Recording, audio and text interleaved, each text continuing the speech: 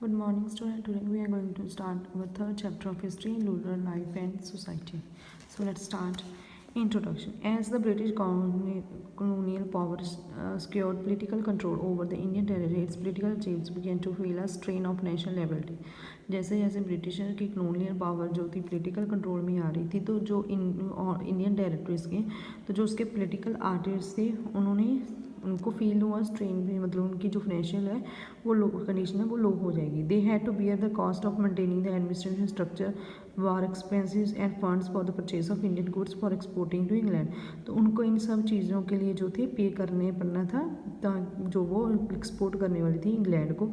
So the britisher government embarked on the exploring way to enhance income through revenue. तो britisher government ने सोचा कि उनका जो वो अपनी इनकम को रेवेन्यू के थ्रू जो है बढ़ा सकते हैं.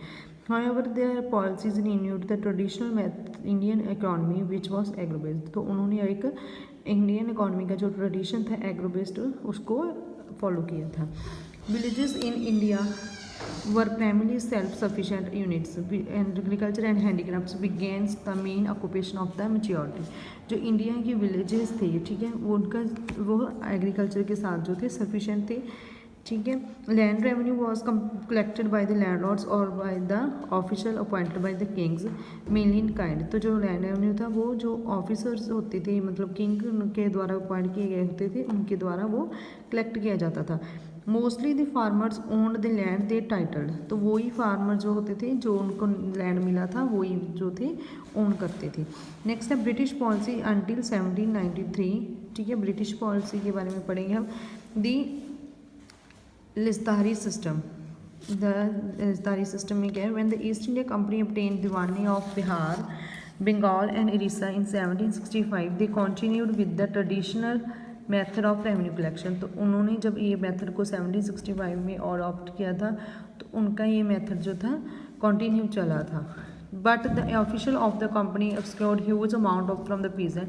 लेकिन उनकी कंपनी ने ज़्यादा अमाउंट जो थी पीजेंट से ली थी, विच एडेड टू द पर्सन, जिससे उनकी जो पर्सनल वेल्थ थी वो इंक्रीज हो गई थी. However till the 1770 the company income from land revenue was too little. जैसे धीरे धीरे ये जो इनकम थी वो कम हो गई थी, which diminished further because of the massive famine. Hence Warren हेल्स इंट्रोड्यूस द इजदारी सिस्टम. तो बाद में जो वॉरेन हेस्टिंग था उसने एक इजदारी सिस्टम जो था इंट्रोड्यूस किया था, जिसके अकॉर्डिंग क्या था कि जो रेवेन्यू कलेक्शन है वो सिर्फ bigger highest bigger of the period of 5 year 5 सालों में ही पे करना होता था. ठीक है, वर कॉल्ड कंट्रैक्ट्स. उनको कंट्रैक्ट्स भी कहा जाता था. However this system was failure. क्यों फेल हुआ था? Binding was offer not related to the actual production of land. तो जो बाइंडिंग थी वो उनकी नई लैंड के साथ रिलेटेड नहीं थी. The izaradari were not interested in making improvements in the land as it was equation at the regular intervals. तो जो गीतार थे वो इंटरेस्टेड नहीं थे, ठीक है, और वो अपनी बोली जो थी नहीं लगा रहे थे इस टाइम में. The contracts employs the peasants and distract more and more revenue. से जो कॉन्ट्रैक्ट था उन्होंने की वजह से जो पीजेंट्स थे वो ज़्यादा ख़राब हो रहे थे. ठीक है. नेक्स्ट है परमानेंट सेटलमेंट. लॉर्ड कॉर्नवालिस ने परमानेंट सेटलमेंट जो था इंट्रोड्यूस किया था बंगाल, बिहार और उड़ीसा में 1793 में. इस सिस्टम के अकॉर्डिंग क्या था, जो लैंड ओनर्स थे और ज़मींदार थे उन्होंने obtained hereditary rights over the day. उनके मतलब हेरिडिटरी जो से फैक्टर होता था साइंस में, वैसे ही उनकी राइट थी, मतलब वो उनकी पुश्तानी ज़मीन थी. The farmers were reduce the status of tenants. और उनको जो मतलब टेनेंट्स होता है जिनको हम ज़मीन गिनवे पे देते हैं, जब ठीक है जैसे मामला कह देते हैं गहने देने, उस चीज़ को उन्होंने रिड्यूस किया था. जमींदार हैड टू पे fixed amount of revenue every year of the company. उनको एक फिक्स्ड अमाउंट जो थी कंपनी को हर साल पे करनी थी. Even if there were adverse condition, अगर वहाँ पे कंडीशन एडवर्स थी, मतलब कुदरती आफतें आ जाती हैं जैसे फ्लड, ड्राफ्ट, ठीक है, लैंड ऑफ द एक्शन, तो जो वो बोली थी वो बंद हो जाती थी, तब उनको पे नहीं करना पड़ता था.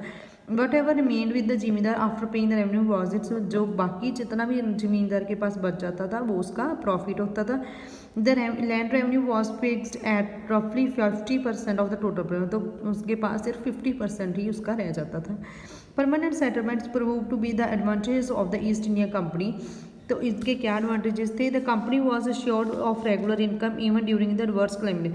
तो कंपनी को जो रेगुलर इनकम थी वो आती रहती थी, चाहे क्लाइमेट कंडीशन कोई भी हो।